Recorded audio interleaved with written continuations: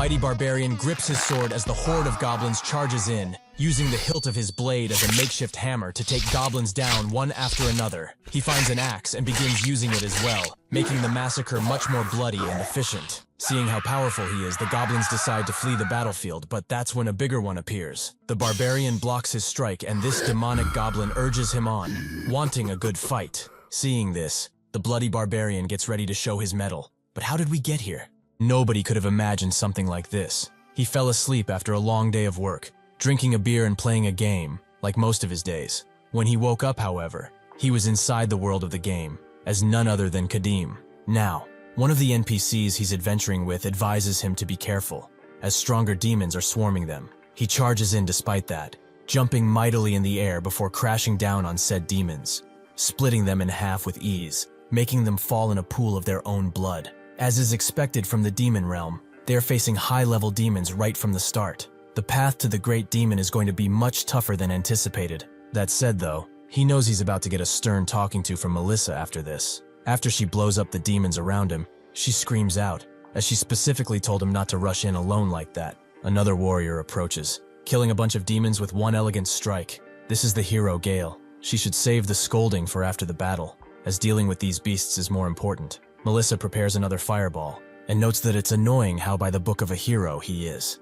Another woman prays for them, bringing the spirit of Atala to fight with them. She is worried that Kadim is pushing too hard for their sake. He should take better care of himself. The demon that was lunging at her is instantly crushed by a stalwart man, who tells Cyril not to worry much, as Kadim has his reasons. This is the priest and priestess, Gordon and Cyril. Gordon believes it's wise to finish the monsters and then talk to him, and they all agree. Kadim thinks of himself. He is the vanguard of this hero party, formed to defeat the great demon king. He is also the great warrior of Atala, the god of struggle and wilderness. Most importantly, though, he is a transmigrator in this game. The main story of this RPG was quite simple. A hero who received divine revelations to slay the great demon gathered companions to defeat him. Judging by how these demons looked vile and dark, some people enjoyed this adventure with these characters. However, for a modern person who has never even wrung a chicken's neck to endure, this world is extremely harsh. Drinking a bunch of demon blood, Kadim activates his unique trait, Blood Berserker, making him transform into something akin to a demon too. Using his powers, he pushes and pushes. If he just kills the damn demons, then this entire world, this game, will all be behind him. He continues eating demons. As he wishes to get out of this world, he wants to get out, even if a day sooner, faster, even faster. After the massacre, he stands above an entire mountain of corpses, but he continues eating, too far gone to do anything else. Suddenly, a lithe demon approaches, but he swiftly grabs her by the neck, as he has vowed to devour all the demons, every last one of them. He will bathe in their blood. Suddenly, though, a light begins to take him out of his berserk state, and he sees that the one he was grabbing was none other than Melissa. He swiftly drops her and falls to his knees, not believing what he just did. This unique trait, the Blood Berserker, has some fine print to read.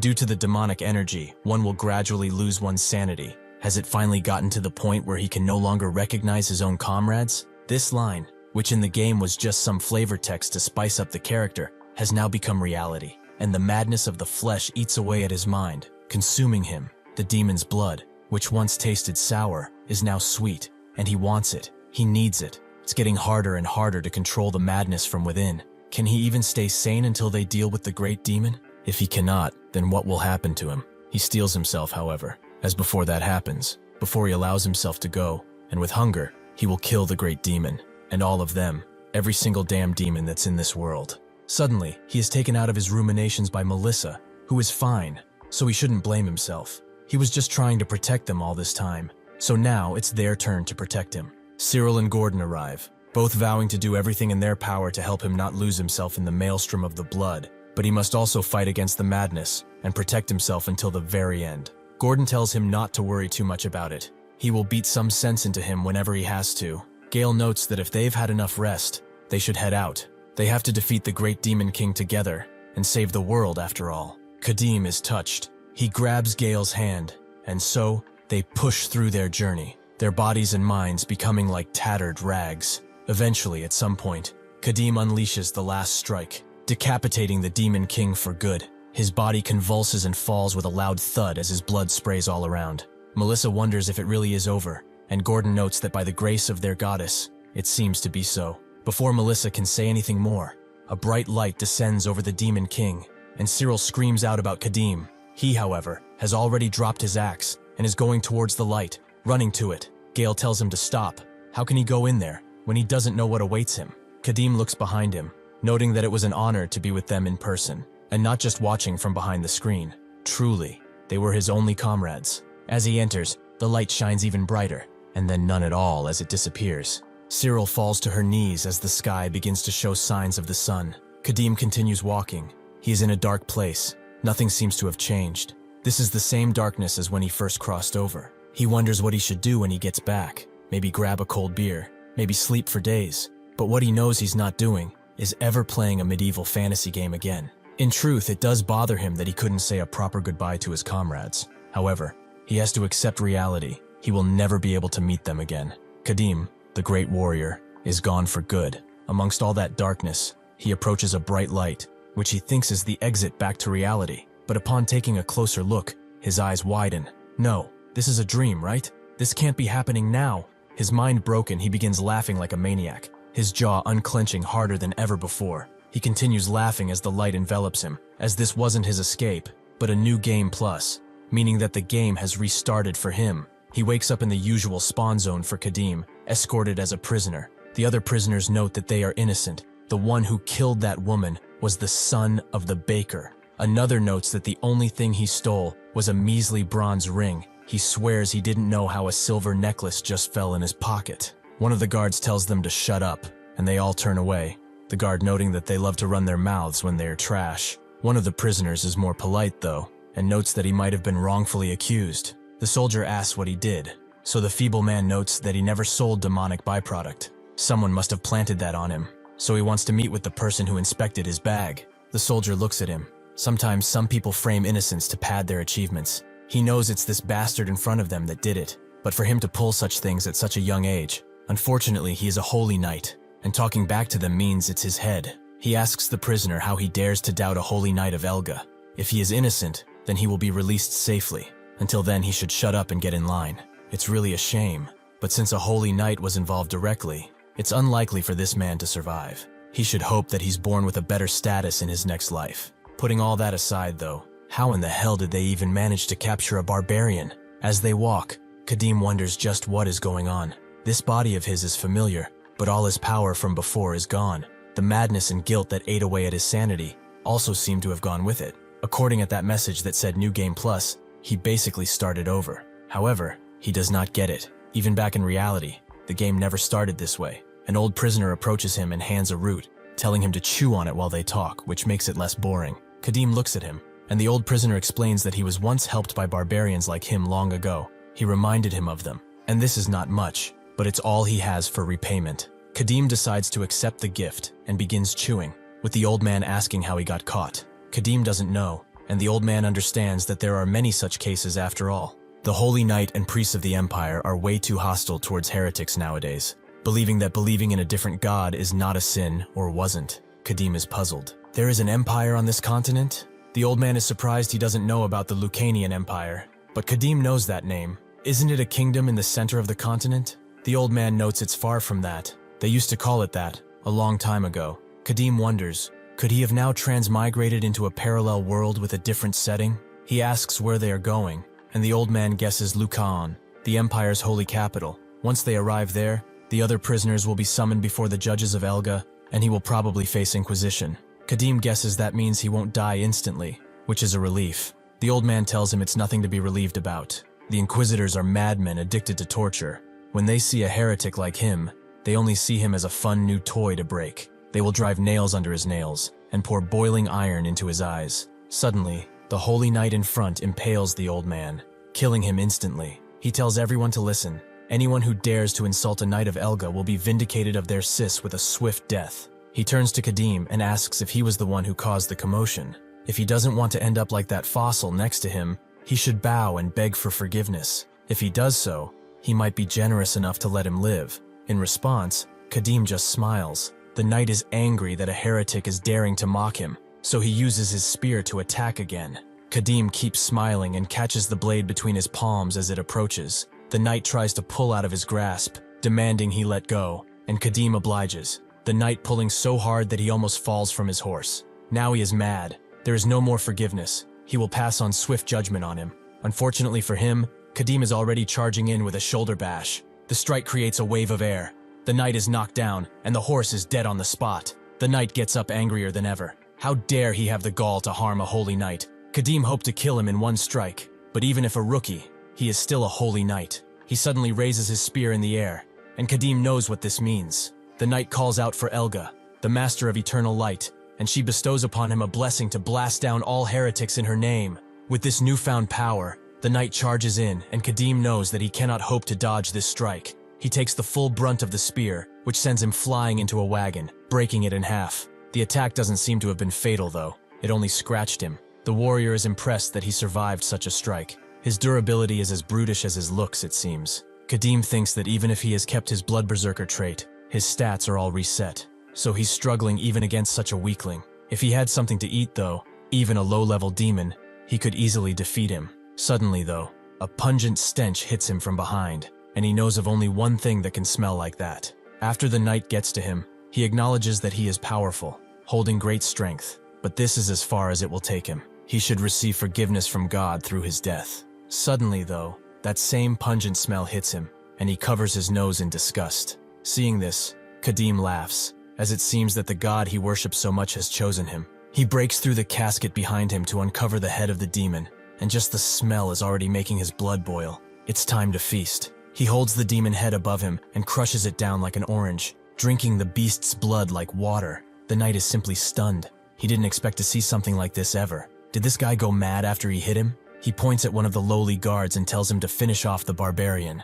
The peasant with barely any training faces Kadim, knowing that if he backs down, he will die. He charges in, but Kadim simply catches him and wipes his mouth clean. The soldier begs for his life, but Kadim simply crushes his head in response. This must have been a lesser demon he consumed, as it only has a basic strength enhancement effect, but it should be more than enough for this place. He screams out, his throaty roar causing the soldiers to shake and immediately drop their weapons to flee. The knight tells them to rally, form ranks, and subdue him, as he is unarmed and wounded. Anyone who flees from the battlefield will serve their life behind bars. As he continues his oh-so-heroic speech, Kadim shuts him up by throwing the demon head at him, making the graceful knight fall on his ass. With that, he begins running toward him, the knight swiftly getting up and using his holy powers once again, getting another blessing to match the barbarian in strength. Their clash occurs, and the knight thinks he has won. His spear clearly connected with something, so he should beg God for forgiveness. Kadim wonders what he's smiling about when he has just lost. It seems the barbarian has caught his spear between his armpit, and using it as leverage, unleashes a devastating strike on the pompous knight. He continues pummeling him as he lies on the ground, defenseless, but eventually, the knight begs for forgiveness, tears barely able to come out of his swollen eyes. He was wrong. He begs for his forgiveness. Kadim seemingly walks away, causing the knight to think that he will get him for this. No matter what, he will end his life. As he lies there, he suddenly hears a dragging sound as Kadim approaches, before standing over him once again. He honestly didn't expect him to start praying to his god even at a time like this, but he will indulge him, and prays he will be with his damned god in the afterlife. The knight cries as Kadim impales him, ending his miserable life once and for all. After that, he looks at the fleeing soldiers. Sure, he could let them go, but the lesson he got from his first playthrough says otherwise. After the soldiers are all breathing hard, having run a few miles, they think it's safe, but they are all suddenly impaled by their own spears. This is the lesson Kadim has taught himself, to never leave loose ends. 2 guards are in the bushes. They are even holding their breath so as not to get Kadim's attention, but he has already spotted them. With one well-placed spear, he kills both of them. The petty thief from before and the other prisoners approach, noting that watching him kill a holy knight was rather impressive, and they demand he get them out of their restraints. But in response, Kadim just decapitates the petty thief, his blood spraying on the other prisoners. His lesson also applies to them. No matter who they are, no matter how friendly he was, he never leaves loose ends. The last prisoner, soiling himself on the ground, asks why he is doing this. What did they do wrong? Kadim ignores his pleas for salvation and takes him out, having done so with the others as well. If he were to let them live, they would have surely gone around, talking about what they saw. Worst case scenario, a unit of high-ranking holy knights would have come to pursue him. He cannot afford such a risk, no matter who it is. The last prisoner is the framed merchant. He is cowering behind a bush, but it's not enough to keep him from Kadim's wrath. As he prepares to strike him down, the prisoner suddenly screams out that this is unfair and bows down to the barbarian with all his might. He pleads with him to spare him just this one time, as he really hasn't done a thing wrong, and he wishes to live. Kadim simply asks why he should spare him, and the merchant notes that his wife and child are waiting for him back home, and he was only captured because someone had framed him. Kadim guesses he is probably innocent, but that is no reason to spare him, so he should accept his situation. There would be more dignity in it. Suddenly, the merchant screams out, "Does he not need a guide?" Kadim asks what he means, so the man explains that he is a traveling merchant from Multana, of the Free Cities Alliance. He sells goods all over the continent, so there is nobody who knows the terrain better than he does. Kadim thinks that he could be useful, and wants to ask him a few questions. He said Lucanian was an empire. The Lucanian in his memory is definitely a kingdom. So has this Lucanian been an empire since its founding, or when did it become one? The merchant is taken aback by this question. Could this barbarian be from the wastelands beyond the mountain range? Unlike the barbarians that settled on the continent, if he is from beyond the mountains, it is possible that they lost contact with the known world for centuries at this point. Kadim asks why he is not answering. Perhaps he does not know. The merchant immediately begins explaining, this is year 248 of the imperial calendar, which means that it's been about 248 years since the founding emperor established the Lucanian Empire. Before that, as he said, it was the Lucanian Kingdom. Kadim is surprised they have a new imperial calendar, but what year is it according to the old calendar? The merchant thinks about it for a little while, as they don't really use the old calendar system anymore, but around the year 1130, probably. Kadim is confused. The calendar commonly used on the continent is now considered old. Kadim bombards the merchant with questions, like what the state of the current continent is, what happened to the Elga faith, and what the demon realm is. The merchant notes that, as he explained earlier, Lucanian unified the continent about 300-ish years ago. Now the continent is basically divided into three powers. The Elga faith took the opportunity of the outbreak to expand in power and became what it is now. The demon realm is a taboo zone. Nobody has gone there, and those who have never returned, so they don't really know what might be happening there. Kadim is confused. How could nobody return alive from the demon realm? From Gale, Melissa, Gordon, and Cyril, he wants to know if he has ever heard these names. The merchant can't say he has, except for Melissa. He heard something along those lines before. He was sure it was someone with a name like that. Maybe it was Elisa, though. Kadim can't wrap his head around it. The heroes who conquered the demon realm and slayed their king have been forgotten. Is this world really a continuation of the first playthrough? After a bit of thinking, he asks why demons are running rampant in this continent. The merchant tells him that nobody has a clear answer. Some say that it's divine punishment from Elga, who was angered by the state of the world, while others say an archmage opened a gate to another world, and some claim it is a sign that terrible evil will descend on the world. The truth lies only behind the eyes of the Almighty God above them, though, or so he thinks. Kadim looks up in the sky and picks up his spear before walking a bit forward to gaze upon the steppe. Based on what his merchant has told him, this place is probably the continent he was playing on, about 300 years after his first playthrough. It wasn't enough that he was kicked out of his original world. Now he's been kicked out even of the world he managed to somewhat settle in. The knowledge he has is hundreds of years out of date, and his comrades, whom he parted with so long ago, are probably all dust. He looks behind him and wonders, to repeat such countless slaughters, is there even a reason to live on? To drink the blood of disgusting demons and suppress his madness? What guarantee is there now that he can return to his real world when he reaches the ending once more? What if this damned god gives him a new game plus, or even beyond that? He rips the spear in two and puts the blade to his neck, the merchant immediately asking what he is trying to do. Kadim thinks that if he starts the journey again, countless lingering attachments will remain within. If he's to meet his end, at least, he wants to go out on his own terms. As he grips the spear tighter, he hopes that what he faces is not a room with an exit labeled game over. At this point, he would much rather take nothing.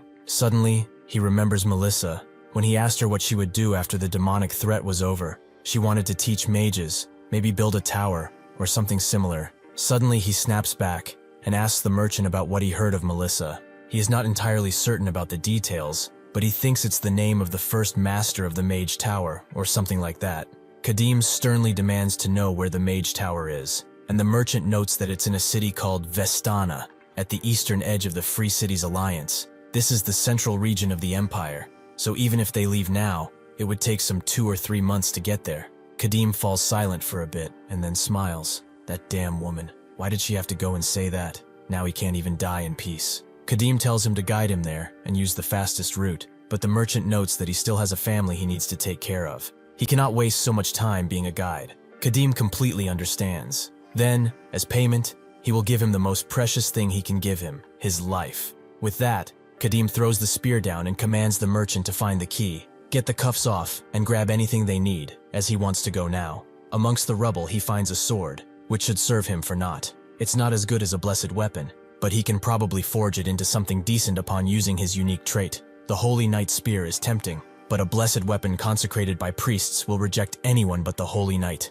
If only he could get his axe from the first playthrough. After the merchant packs up his bag, he thinks that at least he is alive, but as he goes to see what his new master is doing, he sees him draining blood from the demon and putting it in a flask. After getting equipped, their long journey to the Mage Tower officially begins. Much later, as the crows feast on the bodies of the dead, someone finds the knight's body. Linton Pelopus, he was called, a fool through and through. Another knight notes that it appears everyone, soldier and prisoner, has been killed. He asks Lady Helia what they should do, and she tells Eden to find any clue. We can't just return to the Archbishop and report Linton dead. Eden understands, and she thinks on it. Just what kind of bastard dared to kill a holy knight? She can't fathom it, but whoever it was, they will pay the price for such insolence. As Kadim rests under the cool moon, the fire that they made begins to die down as it hasn't been fed for a time. The merchant is nowhere to be seen because, as expected, he is dashing across the forest, thinking that he got away. Now, he just needs to get as far as possible from that crazy bastard. He was already feeling like it was dangerous to escape the Empire on his own, so getting a traveling companion of sorts was a good thing. The problem is, however, that this traveling companion of his is the type to eat demons and slaughter people. This is how the merchant Duncan sees him, as a barbarian. It doesn't help that when he asked him if he wanted something to eat, like some jerky or dried potatoes he had stashed, he said nothing. When he gave him a nice warm coat to lie on as he slept, he said nothing. When he asked him how he even ended up in the Empire, nothing. This barbarian barely speaks, and he doesn't allow questions other than the necessary ones. No matter how much he looks at him, he just cannot read his intentions, if he even has any at all. He is unlike a person, and more akin to a wild beast. He felt like he was performing a circus act, just so that he wouldn't get bored and kill him. If that was the only problem, he would have endured it, probably. But the biggest problem of them all is that this barbarian takes 10 steps for every single step of his. Even if he doesn't look like it, he is a traveling merchant who is known to never tire and be quick. But this barbarian is on another level entirely. As soon as he points out where to go, he's already far ahead. And when he finally catches up to him, he does the same thing all over again. He glares at him until he arrives too, as if threatening to end his life if he stalls him too much from his unknown quest. Duncan knew that if he weren't his guide, they would be kilometers apart. Just what kind of legs does that man have? He was already too tired. If he kept following him at this pace, he might just collapse and die from exhaustion. At that moment, self-preservation became the only task in his mind, and this is why he's running now. His chance came sooner than he expected. Now that he is out of that dark forest, he will not be able to find which way he went, hopefully. Even with this, however, he cries as he left his bag there, which was basically his entire fortune. He had oil candles, soap, flints, a silver mirror, and more. Altogether, he would have set up a stall in the city with ease. But if he went back to get it now, he would definitely awaken that slumbering beast. He still has his life, though, and all those things he can rebuild with time and effort. Duncan stops for a bit under the cold moon. He doesn't know how far he ran, and the scenery looks safe to him. But at this rate, it will take that barbarian a while to figure out where he went. Just as he thinks he's free, Kadim asks where he is going in such a hurry. Is he perhaps running away? But why is he doing that? Doesn't he need the promised payment? Duncan, knowing full well that he can't defend himself, falls on his knees, noting that he has committed the greatest crime. He shouldn't have forgotten the mercy he showed him when he saved his life. He apologizes profusely and begs for his forgiveness. Kadim crouches down to his level and notes that he isn't looking for an apology but a reason. If he doesn't fix the reason, he will just run away again. So he will ask again, why did he run away? Duncan sheepishly explains that it was because his pace was too fast for him to keep up with. If he kept following at that speed, he felt like he would have collapsed and died. After explaining, he thinks that surely he is a dead man, but Kadim just notes that they should go back, and adds that he will walk a little slower. Duncan is confused beyond his wits, but still follows Kadim back to their makeshift camp. Kadim watches him sleep, clearly having a nightmare of sorts about him. Kadim thinks he was kind of in the wrong here. This hurried pace of his is a habit he formed in his first playthrough, as every moment felt urgent, like he was constantly being chased. The demon realm was a barren and hostile place. There was never enough food or water to properly feed them, and rest was just distant words. Since he advanced by drinking demon blood, he never knew he would be consumed by its madness, and the entire group would save every single moment, even from eating and sleeping, so they could hasten their steps. They probably wanted to make sure he didn't go fully mad. Unlike the demon realm, though, their current surroundings are not that dangerous. There is plenty of water and drink, and while the madness might just return one day, at least for now, it is no problem. Besides, slowing down is actually a good thing, as the traveling merchant is a rather useful guide. As they come to a crossroads, Duncan explains that there's quite a lot of friction around the borders. There are a lot more guards, so they should take a bit of a detour and go through a less guarded area instead. Kadeem understands that if he thinks so, then they will do just that, something Duncan is quietly happy about. Kadeem still has the map of the continent in his head, but it's a 300 years old map.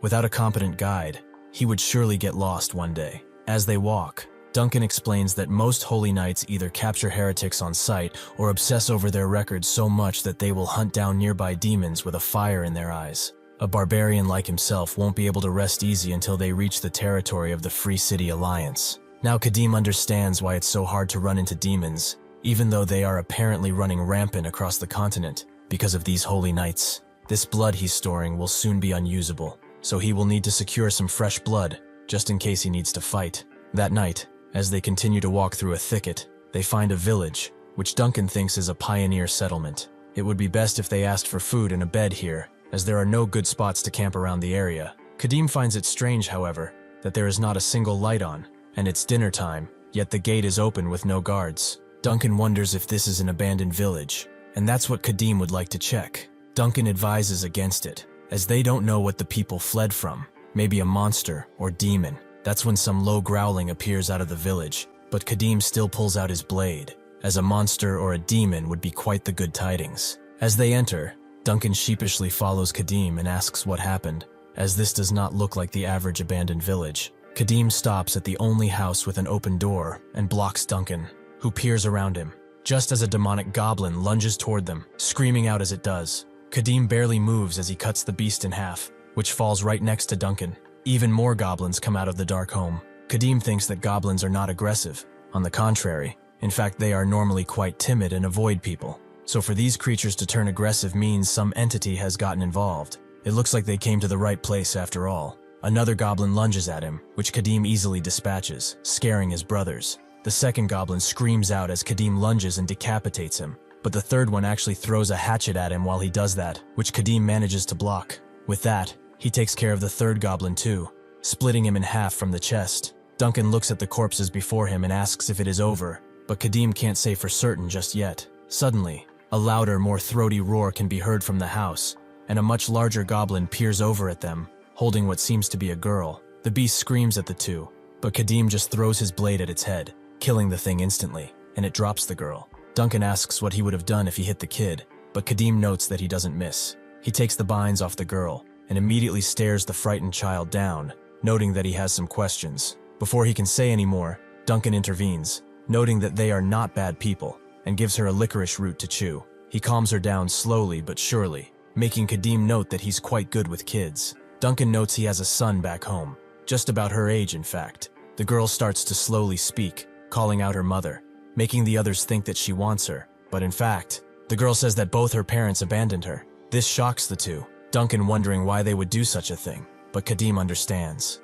Suddenly someone calls out, the mother who left her child behind, as the villagers have come back. She hugs her child tightly, clearly not doing what she did because she wanted to. The villagers are shocked to see the dead goblins and ask Kadeem if he did this. He denies those claims. It's his blade that did it. This is a rather predictable story, but he still wants to know why exactly they offered their children as sacrifices to a damn demon, no less. After getting inside, the village head explains that this forest was originally swarming with goblins. The soil in their old land was spent, so they set fire to this area and settled here. When they saw the fire, most of the goblins decided to run for their lives, and everything was peaceful for a time. But something strange happened. Some time ago, the goblins that remained in the forest started to attack. They were ferocious, and their casualties kept rising each day. The damage piled up, and they couldn't stand idly by. So they gathered all the able-bodied men of the village and went to the goblin den. But that's where they saw it. They didn't have enough strength to face the goblins, let alone a demon. So,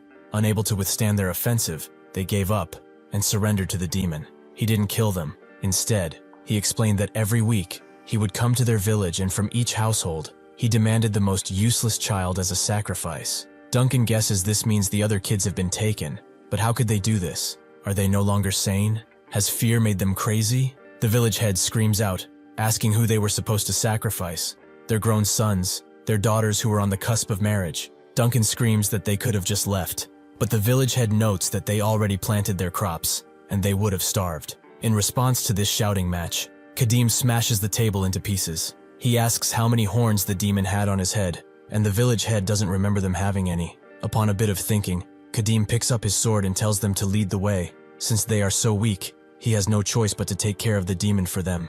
At that moment, Kadim thought that if there are no horns, it's a lesser demon, and with no features to distinguish it from other demons, it's probably a primordial, which is something he should be able to handle. As the village head led the way, he apologized, as they did not have anything to offer as payment. The entire village was barely scraping by as is. Kadim explains that he's doing it because he has to, and not for any payment. The village head thanks him profusely, but Kadim would like to keep this axe, as he only has one weapon. The village head agrees, and eventually they arrive at the cave, and the villagers immediately note that they will go back and wait, as the goblins might suddenly attack their unprotected village. Duncan asks what they are saying.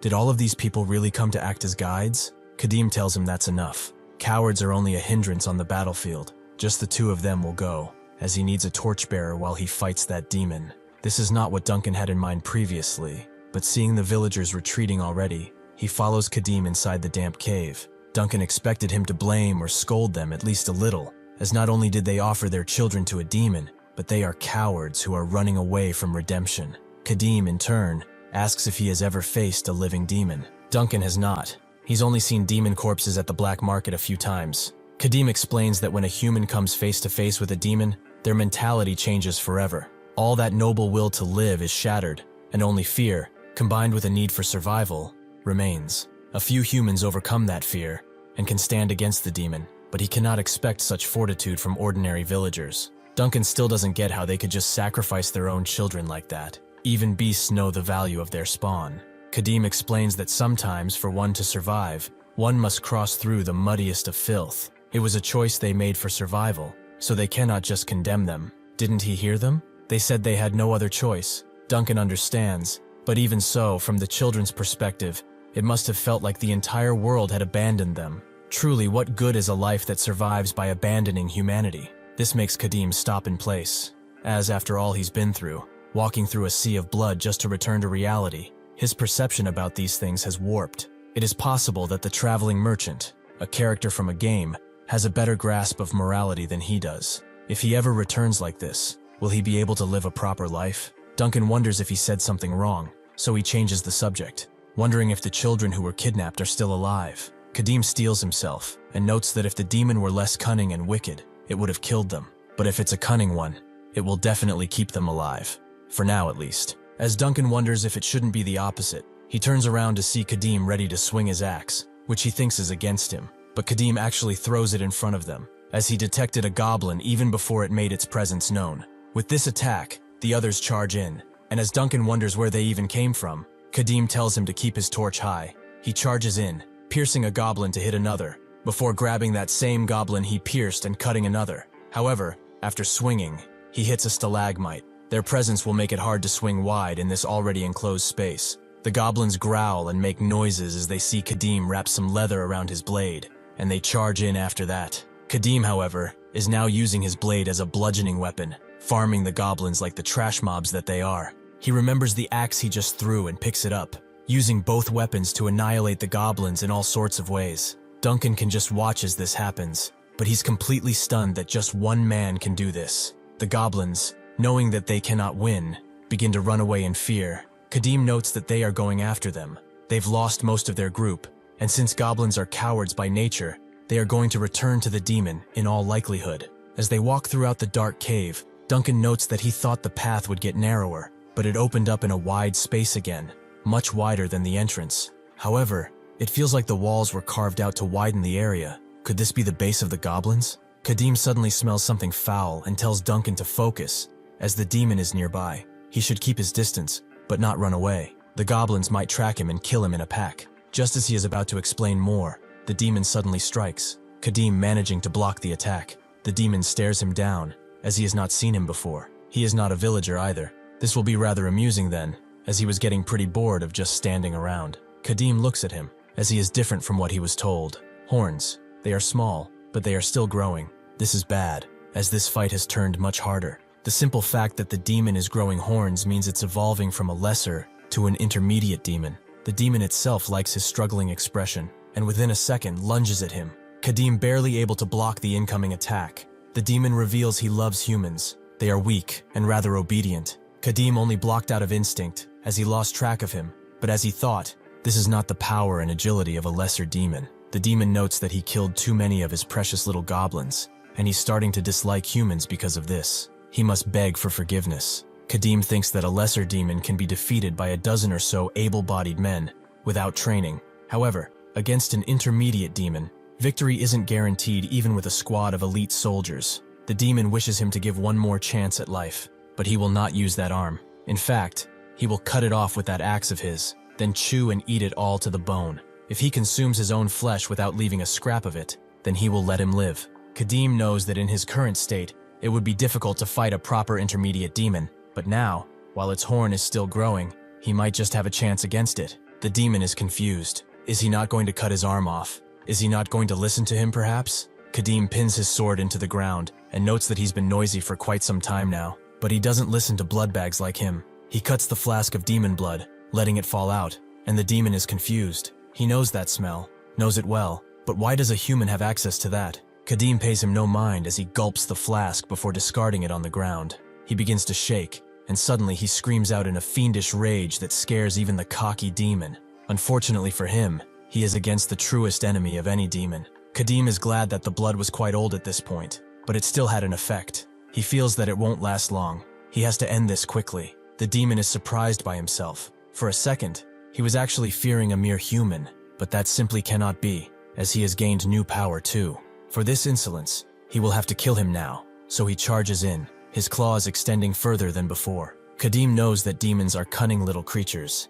If it had sensed danger, it wouldn't have hesitated to flee the area. Perhaps its judgment has been clouded by the surge of power from the horns that just started growing. As the demon strikes, Kadim can finally see its movements and strikes back with his axe, making the demon recoil from the impact, which seems to have chipped its deadly claws. Unfortunately, Kadim's axe has chipped too, the steel not being made for battle. If he keeps on fighting like this, it is only a matter of time before the axe fully shatters, so he picks up his blade. It doesn't matter though. Even if the axe were to break, he will use his sword, and if the sword were to break in turn, he would use his mighty fists. The demon looks at its chipped claws with increased anger and screams out, as this is simply unforgivable. Kadim suddenly charges in and slashes down with his blade, forcing the demon to block once again, but he is actually being pushed to the ground. He quivers, now realizing the full power of the human in front of him. Kadim doesn't stop there and prepares to hit him with the axe, but the demon throws off his blade and barely has enough time to get out of the way.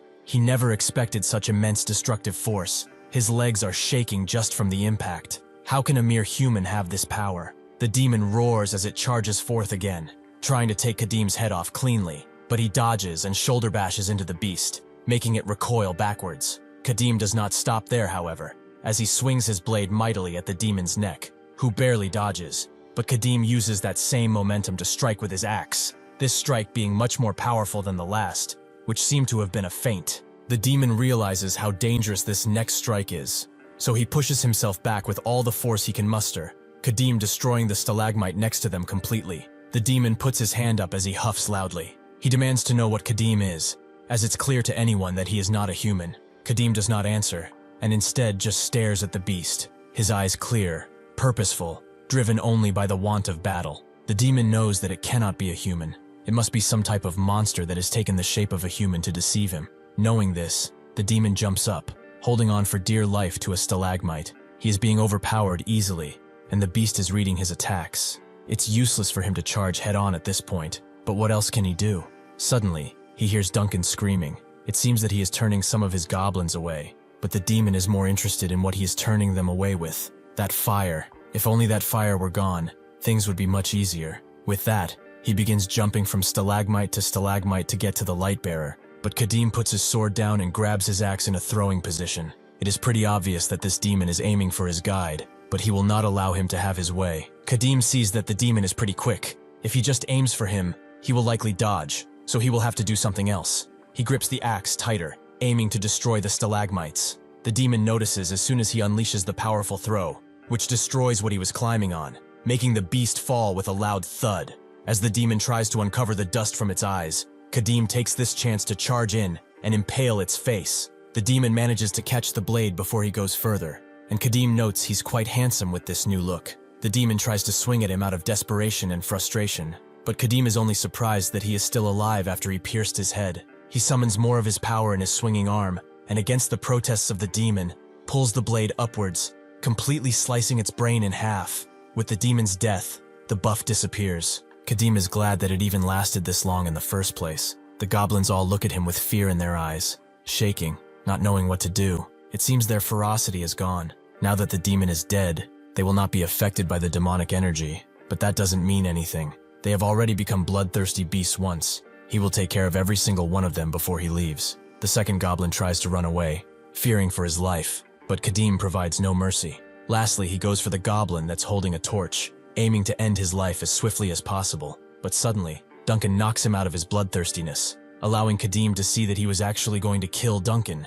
Kadim stops, his eyes bloodshot, and Duncan asks if he's alright. Kadim apologizes and notes that it was dark, so he couldn't see properly. They should go deeper inside now, as the children are probably there, and also take care of the remaining goblins. With that, they eventually come back to the village, and the villagers hug their daughters and sons, thanking Kadim from the bottom of their hearts. One of the older villagers invites him to some food. He has done so much for them, and it's the least they can do. Kadim denies the offer and tells them to give said food to the children. They must be hungry after crying all night. He tells Duncan to eat with them too, as he will go to rest. Duncan looks on at the villagers, especially at the children, who seem more dead than alive. When they got to them, they were all in one spot, despairing like the world was about to end, having gone completely insane.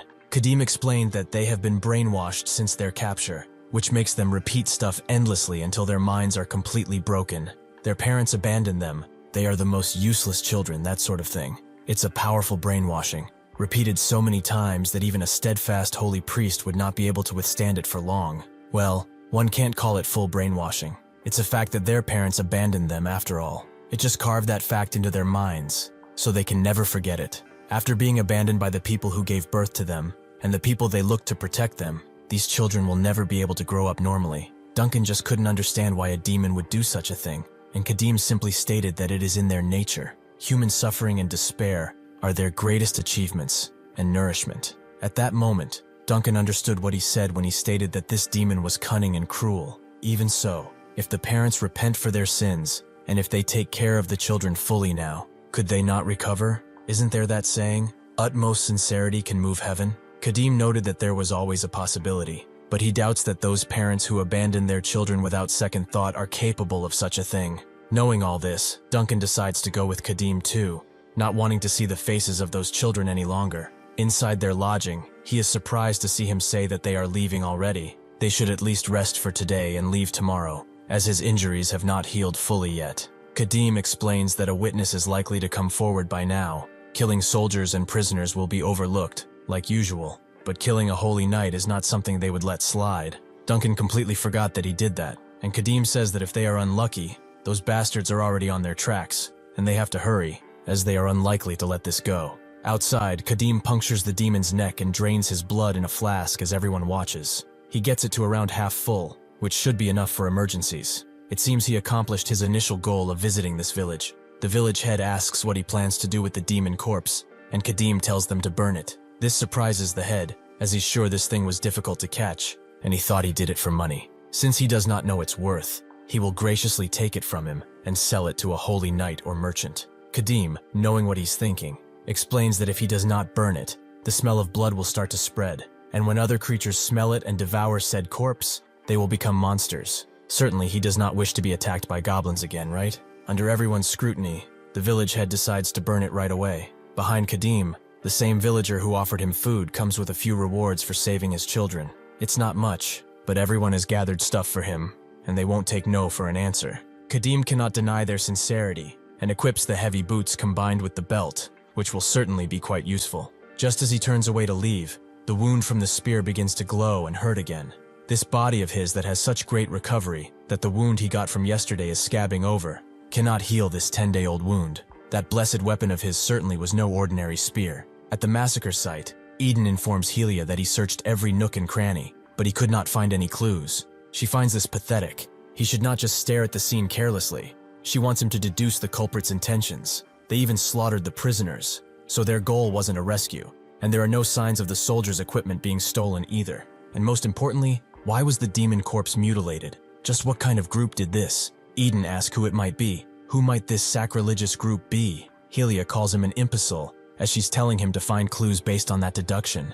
Even though it's been a long time since his investiture, there is a reason why he still hasn't moved beyond the paladin rank, it seems. Eden thinks she's just arrogant. In the end, she doesn't know either. Given who she is, though, he cannot argue. She is the Arch-Paladin, Helia Muviel, and not just any Arch-Paladin, but one who ascended to the rank by soloing 20 demons. She is also the Empire's youngest Arch-Paladin. Her personality is garbage, but her skill cannot be ignored.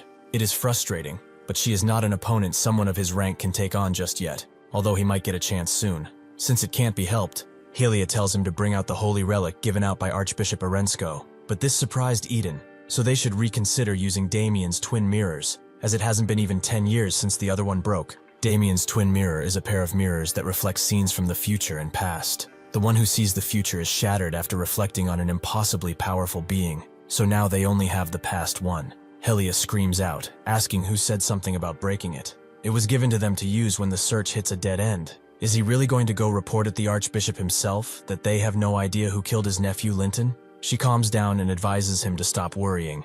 Unless it reflects a great demon, that mirror won't break. She snatches it from his hand and begins using it on the site, seeing what Kadim did, drinking blood, beating Linton to death, and killing everyone. His extreme gaze causes the mirror to break, shocking both of them. Eden is trembling. How can that mirror break? Did she not say that a great demon had to appear to even begin shattering it? This means that the barbarian they saw is on the level of a great demon. They must return to the holy capital and report this. Helia notes that with the culprit revealed, they have no reason to return to the holy capital, so they should continue their search. Now she's getting serious, vowing to personally kill that demon in human skin. That night, as Duncan gathers water from a nearby river, he thinks of the children, who believe their lives are basically over. They are all madmen. He steels himself. If he wants to survive and return to his family, he has to cheer up. He can't be like this if he wants to serve the barbarian well. He goes back to the campsite and notes that he will prepare his meal now, but upon looking closer at him, he sees Kadim sweating profusely.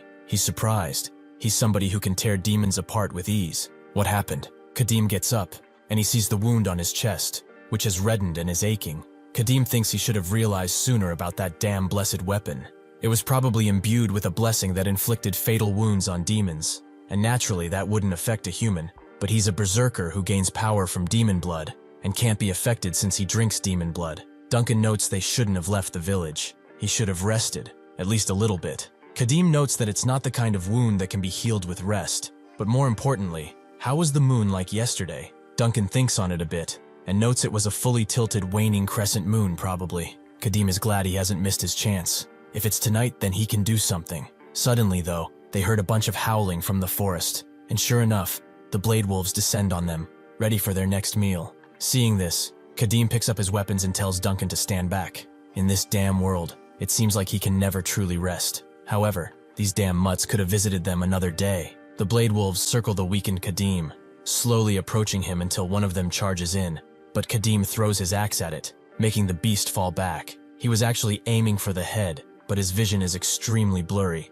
so he cannot even aim properly. Seeing this, the other beasts charge in, Kadim doing his best to take them down, but one of them grabs his swinging arm. Under this pressure, Kadim slams his fist into the beast before taking out the one behind him. Another grabs his ankle, but he deals with it. The other blade wolves begin to circle him, clearly more weary. They are used to hunt in packs, and after seeing their first members go down, they regroup.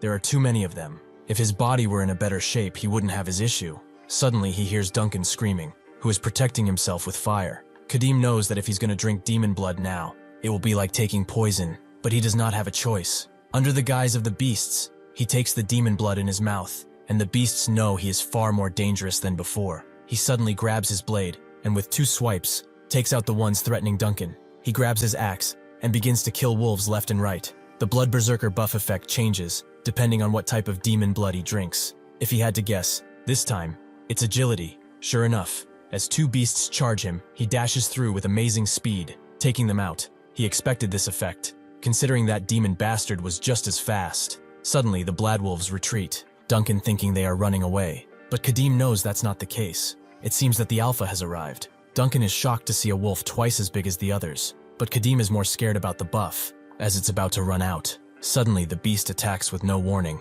Kadim realizing that it's trying to crush him with only its weight. Suddenly, the side effects of the injury get to him, and he falls on one knee. Duncan asks if he's alright and tells him to snap out of it quickly, as the wolf is still approaching. Kadim looks up at the sky, as the conditions should have been met. Sure enough, he sees it. Midnight on the night when the moon has completely hidden itself. It's here. He hilts his blade in the ground and begins praying. Atala, undefeated master of soldiers, place his blade in his hands. Bless this great warrior who only thirsts for battle. On the night the eye that watches over the land hides itself, bestow the blood-soaked name upon this very blade. Suddenly, the blade begins to glow, shocking both the Alpha and Duncan, and Kadim is asked what name he would like to give this blade. It's been a while since he's done this reverberation of will. He felt it in his first playthrough too.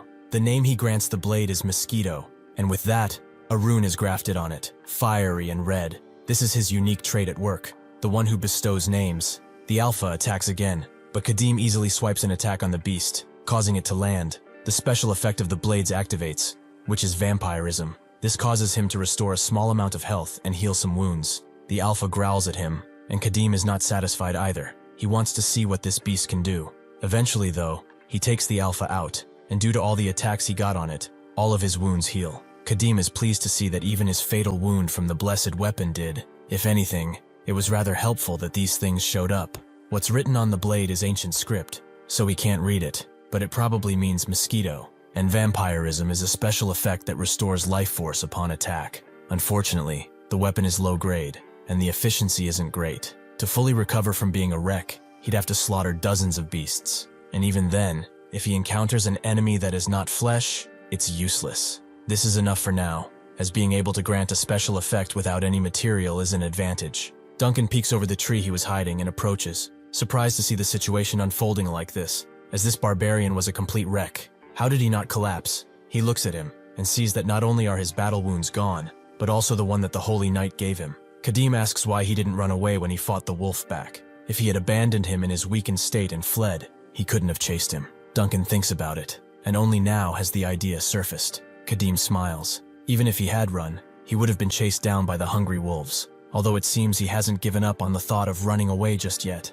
Duncan wonders why he didn't think of running away. He was so worried about this injured barbarian that he didn't have time to think about anything else. Kadim tells him to keep watch, as he is exhausted from the battle. If he runs away though, he should run to the ends of the earth, because if he catches him, he will drag him back by his broken neck. Duncan wonders if he's joking, but doesn't want to find out, and keeps watch the entire night. The next day, he explains that they have to walk for about 10 more days to get to the Alliance Tertiary. The southern region of the Empire is vast, so it takes longer to reach the border. Kadim asks if they will be able to cross the border without issue, as he doesn't want to run in another Holy Night. Duncan thinks it's not a problem. That is why they came to the poorly guarded area. They might run into bandits, but that shouldn't be a problem for him. There is a small castle called Multana where they will restock. It's a remote place that the El Gafati can't influence. The Free City territory is smaller than the Empire's, and has a more developed commercial sector, so the road is well maintained. If they follow shortcuts,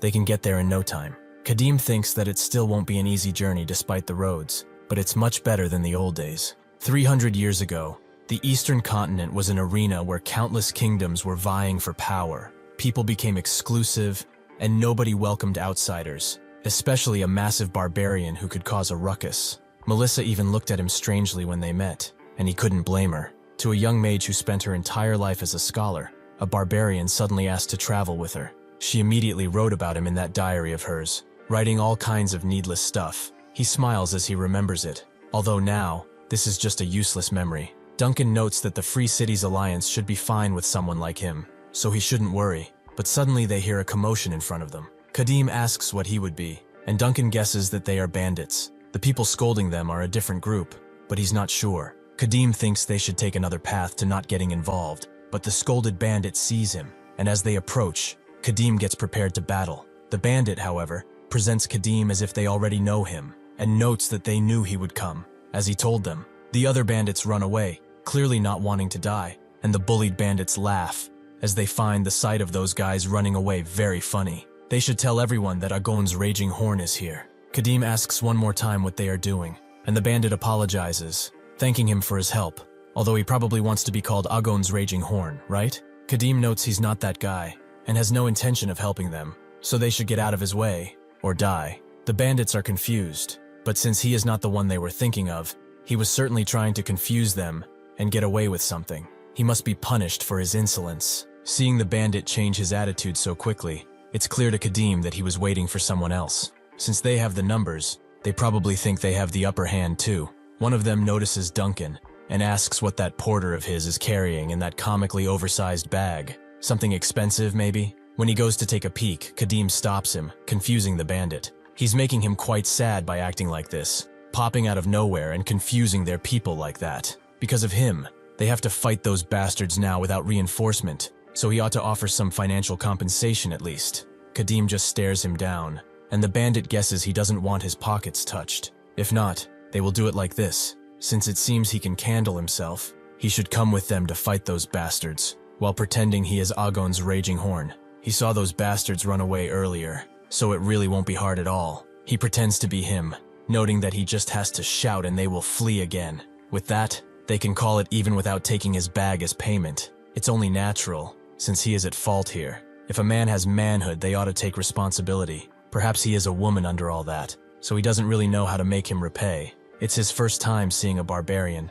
so he doesn't know how to discern between the two. As his friends laugh, Duncan thinks that Kadim keeping quiet is very bad. Perhaps he's holding back to not get tangled up with bandits though. The bandit thinks it's decided though, since they will be working together. How about they introduce themselves? He's first. Kadim will gladly do that, and with a swift swing of his blade, he decapitates the bastard in front of him. As it rolls on the ground, his friends take a while to realize what happened, and as they scream, Duncan sighs, fully expecting this. The bandits immediately pull out their knives and blades, noting that he will not get out of here alive. Kadim fully introduces himself. He's also the great warrior of Atala. After a very short amount of time, Kadim is done with the measly bandits, taking his axe out of the last one, but he sees that it's well past its glory days at this point. The edges are chipped, and the joint is rattling, marking its loss. It wasn't meant for combat, however, and he's been through the ringer with it. He sets it on his belt, thinking that he will look for a more decent one at the castle. It seems that one of the bandits still lives. He is frozen with shock until Kadim turns to him. He immediately sprints away, but he immediately trips and falls. Kadim thinks this is good. He no longer has to worry about losing a leg, and he doesn't have to pull his axe out. If he doesn't want his spine crushed, he'd better answer his questions truthfully though. Are they bandits? What's their relationship with the ones that escaped? And most importantly, who's Agon's raging horn? Seeing him not answer, Duncan intervenes, noting that Agon is a city in the center of the Free City Alliance. It has the largest arena on the continent, and countless mercenaries, gladiators, and wanderers gather there, seeking wealth and honor. Agon's raging horn is a legendary barbarian merc, who has won the championship on multiple occasions. Kadim asks if these guys mistook him for that, which Duncan guesses, but he finds it strange. He is such a famous figure that even a chairman could not meet him easily. Maybe if they paid him a fortune, but not even then. The bandit screams out, noting that their boss is from the arena, and he said they've been best friends since back then.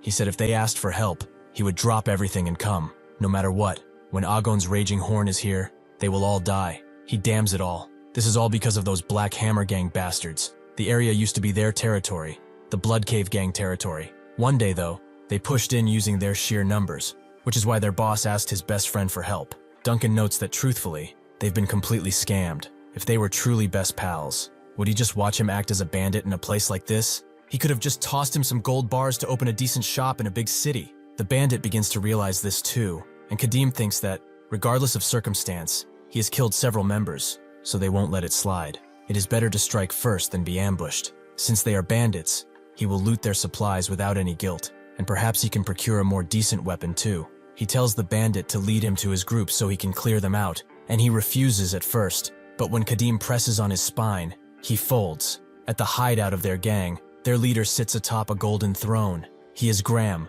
the leader of this ragtag group, and a close friend of his brother, the Agon's Raging Horn. He made a name for himself in the arena of Agon, and he's a proud and brave warrior. That's what he would like to be. But Raging Horn doesn't even know of his existence. The truth is, he was a basic gladiator with 1 win and 4 losses. He lied about sending a messenger because his subordinates kept acting out. But even if he had sent one, Raging Horn wouldn't have come anyway. He wonders where it all went wrong. He just wanted a simple life. With those loyal subordinates he gathered by lying, or at least, exaggerated bluffs. Scraping by on banditry in this area, that would have been enough for him. This is all because of those Black Hammer bastards. They had their border. Why did they need to creep down here? As he despairs, a subordinate screams out, rushing to him, as the Raging Horn is here. Before he can ask to be saved, the subordinate is taken out by Kadim with a precise axe throw. Graham can't believe it. The distinctive barbarian attire, that amazing physique. Is this really Agon's Raging Horn? Kadim points his blade at him and asks if he is the boss of this ragtag bandit group. Graham acts confused, acting like he doesn't know who that person is. Graham has seen the face of Agon's Raging Horn in the past, and this is not him. Not at all. Where did this barbarian come from to attack their gang? If he made it so far inside, his subordinates must already have been dealt with. Even if he is not Agon's Raging Horn, he is undoubtedly just as dangerous as he, perhaps even more. He smashes his fist on the table and rushes in, thinking that he should get the first strike. Kadim finds it interesting that he is planning to fight with only his bare hands. He must be confident. Suddenly though, Graham falls on his knees and begs him to spare his life, calling him Big Brother. There is money and valuables stored in that chest in the corner, so he should accept those for now, as he will give him more. Kadim tells him to stop calling him Big Brother, and Graham now calls him Mr. Mercenary. If he wants equipment or food, he can go to the deepest part of the cave to get it. Duncan thinks that this is really the posture of someone begging for their life. Graham asks if there is anything else he wants, and then, seeing him raise his blade, he asks why he is doing it, and why it keeps going higher. He begs Kadim to reconsider, and then mentions tribute. How about he will pay him a tribute every time he visits? He knows it's no use though. This bastard won't listen to anything he has to say. He's someone who survived the brutal arena using every trick he knew, and yet he's going to meet his end like this. Suddenly, he sees his battered, used axe and mentions the treasure map. How about he gives him one? One that marks the location of a dwarven throwing axe. Kadim stops, as this is interesting to him. What does he know about that? Graham confirms that it does indeed exist. It's a throwing axe said to be made with the heart and soul of dwarven artisans. Kadim tells him to keep talking. Graham thinks that he caught his interest. It's only natural though. Dwarven equipment is not something easily found even on the black market. He heard the blade never dulls, no matter how many times it's used. And when thrown, it flies like a bird to hit its target without aiming, and it is just incredible. He's sure it would be of use. Kadim already knows that dwarven equipment not only has incredible stats, but it is also plastered with special effects. It's impossible to even compare them with ordinary human-made equipment. It would have had to be at least blessed to compare. Therefore, obtaining dwarven equipment is no easy task. As is common in fantasy games, different races like dwarves and elves exist in this game. However, they were minor races and did not have a high presence. Because of this, even dwarven equipment that could be obtained through quests in the game was not something one could easily get in this world, which has become reality. Since there was no way the dwarves, who dislike humans for one reason or another, would willingly sell their equipment. If what this bastard is saying is true, this is an opportunity he cannot miss. High-performance weapons are necessary, if only to avoid relying too much on the demon blood and suffering the same consequences as in the past. He asks where the map is, but Graham doesn't want to say. First, he wants to have his life guaranteed, as this is not a lifeline he cannot let go. It's the only one he has. Kadim smiles. Does he really think he will negotiate with a mere bandit? He drives his blade in Graham's shoulder and notes that in negotiation, he has a few tricks he can use too. He will keep driving holes into him until he feels like talking, so he should try holding out as long as possible. Graham has finally realized just how screwed he is. At the Black Hammer Gang hideout, one of the members who saw Kadim has come to tell them what happened, but one of them doesn't believe him. This all seems like nonsense to him. The boss smashes his mighty hammer on the ground, making them stop this squabble. Is he really saying that Agon's Raging Horn has come to the frontier? To help the Blood Cave Gang no less? This is the Black Hammer Gang boss, Kravan. They both now confirm as such, but Kravan asks if that makes any lick of sense. They both beg to be believed, as they really saw a barbarian, as large as a bear, and he helped them. Kravan knows that these dimwits wouldn't react like this if something didn't happen. They must have seen something. There were rumors that Graham and Agon's Raging Horn were close friends, but that has to be nonsense. Does it really make sense that a legendary arena champion would move just to help a third-rate bandit? Once one crosses into the Alliance territory, having a barbarian mercenary is not a difficult thing to obtain. He probably hired one just to bluff. However, just in case it really is Agon's Raging Horn, he should act while he can. Suddenly, one of the men rushes inside, noting that there's a raid. The Blood Cave gang is approaching them. Kravan asks how many, and the bandit notes that there are only 2 people. One is the leader, and the other is what looks to be Agon's Raging Horn, a massive barbarian. The 2 bandits who reported knew he would come, and Kravan still doesn't fully believe it. But if that really is the case, they do not stand a chance in a head-on fight. He tells his men to deploy crossbows behind the barricade, while the rest hide in the bushes. On his signal, they will all fire arrows. Alas, they should go and verify if this really is the Agon's Raging Horn they speak of. As Graham forcefully escorts Kadim, he notes that they are almost there, but wonders if he really intends to go inside, into the Black Hammer hideout. Kadim notes that it was he who said the map is inside their territory, or perhaps he lied. Graham wouldn't dare. They originally hid it in their territory, but since they lost it to these bastards, things just happened like this. The thing is, they are up against a huge bandit gang, so walking openly is quite dangerous. Kadim asks how many there are, and Graham immediately begins lying, noting that there are 50, no, at least 100, and each is as cruel and vicious as the next. If he says 100, surely he will give up, he thinks. And Kadim does note that this is a big number for a frontier gang, so he will be a bit tired after killing them all, so they should hurry, as he wants to be back before sunset. Unfortunately for him, Graham's plan did not work at all, and soon they met face to face with Kravan, who looked sternly at Kadim before asking Graham what business he had here. Graham notes that's a foolish question. Isn't it obvious that he has come here today to declare the downfall of the Black Hammer gang, with his close friend, the great champion of the arena, the revered Agon's Raging Horn? Everyone gets serious, wondering if this is really who they say he is, and Graham thinks that with this, they will be shaken up, and with the focus on the barbarian, he will run away while they fight. Suddenly, Kadim asks what he is doing by almost pulling his scalp off, and notes that he is not Agon, whatever his name is. He has no intention of fighting as long as they get the item that he is looking for. There is no reason for them to shed blood here, no? Kravan smiles deeply, as he knew that this bastard wasn't Agon's Raging Horn. He must be hired by Graham. He probably betrayed him after realizing he was dragged into this death trap. But why is he so calm when he is not Agon himself? Does he not understand the situation he is in yet? He smashes his hammer on the ground, and the crossbowmen appear, along with everyone else from the bushes, circling the 2 like prey. Kravan notes that he should cooperate. Then what item is he seeking? His subordinates will help him, so he should speak freely. Kadim explains that he's looking for a map. This guy knows the location, so he doesn't need their help. They just need to peacefully clear the way. Kravan is intrigued. Perhaps he is talking about this old thing. Graham exclaims that this is it, but how does he have it? Kravan didn't expect him to hide it. One of his subordinates found it under a rock and brought it to him. Several groups have come looking for it, so the thing that it's marking must be quite precious. Well, he doesn't plan to use it, and if he can't have it, nobody can. Graham asks if he really is crazy, as he sees him rip it apart, and then eat it. Kravan tells him to take it now. If he can, that is. Kadim doesn't mind. If that's what he really wants, then that's what he will get. He will have to hurry, though, if he wants to get it out before it passes through his stomach. Kravan immediately orders his men to fire, but Kadim swiftly grabs Graham and uses him as a shield, blocking all of the arrows that come his way. Kravan can't believe it. He just stares as Graham screams out in pain. This guy is a lunatic, even if he betrayed his employer, to use him as a meat shield without any hesitation. Kravan orders his men to aim for the parts that are sticking out. He can't cover everything, and fire again in unison as soon as they finish reloading. The bandits all reload as fast as possible, but suddenly, Kadim's axe flies into one of their heads. The crossbowmen, seeing this, fire again, continuing to pin their bolts into Graham, who begs to be killed instead of suffering this fate. Kravan asks his men what they are doing. He told them to shoot all at once, not separately, but they should stop firing for now. He turns to his men on the ground and tells them to charge. They do just that, and Kadim throws Graham into some of them. There are certainly quite a lot of them.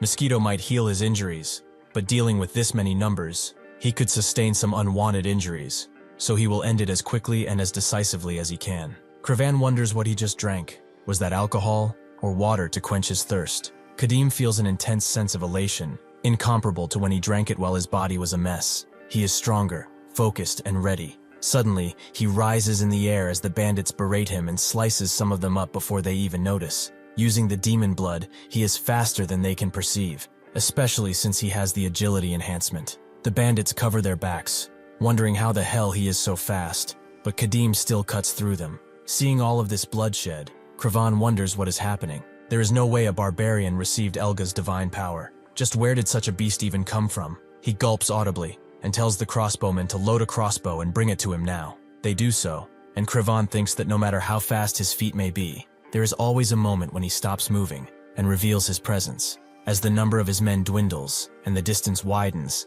it becomes more frequent. After attacking, he reveals himself, stopping his feet, and then shows his back to find the next target. Like now, he fires off the bolt, which flies toward Kadim at an amazing speed, right into his face. Kravan thinks that he got him, and smiles widely. Kadim is faster than he expected, however, and just as the bolt tip reaches him, he grabs it and snaps it in two. Kravan can't believe it. How did he catch a bolt flying toward him? What kind of power-up nonsense is that? Seeing that they dare to interrupt him, Kadim begins to slowly approach, with one of the bandits noticing as such, but Kravan tells him to stop standing there and reload his crossbow too. The few bandits that are on the ground try to stop him, but he just goes through them without a scratch on him. Seeing him not stopping at all, Kravan wonders if he changed priorities because he saw the crossbows as annoying, and he asks his subordinate how many loaded crossbows they have. He explains that they have 3, including the one he has in his hands, and Kravan tells him to listen very carefully. He stuffs a bolt in his pants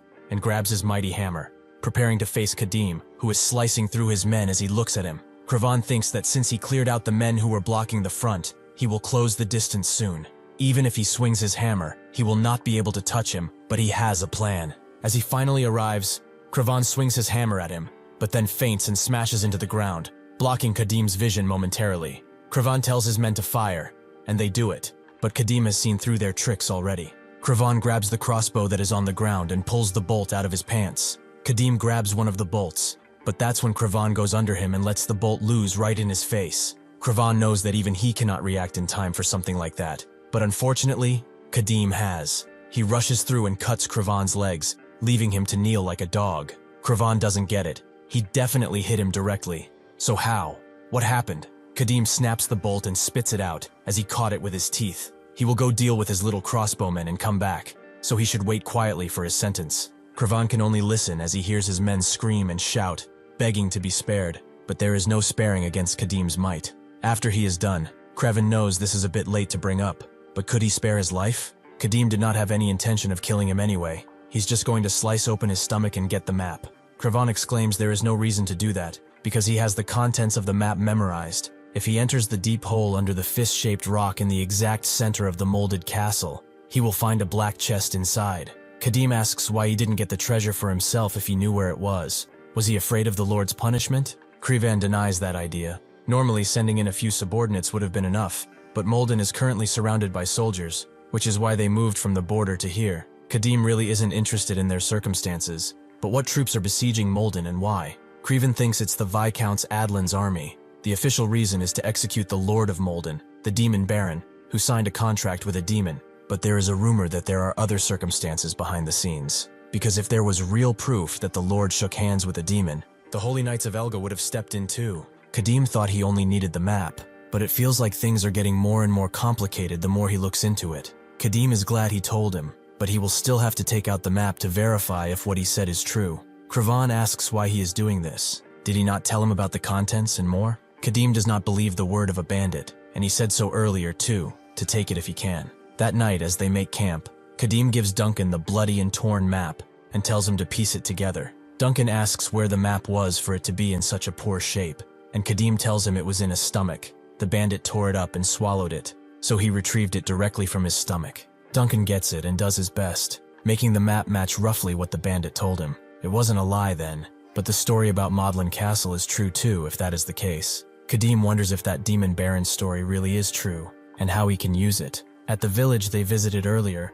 the village chief is exclaiming that he is only speaking the truth. There truly has not been anyone passing through the village as of late, other than a few villagers getting hurt working. There have not been incidents. They are saying the truth. They do not know this holy knight, but they know she means business, and she asks if they can swear this before Elga.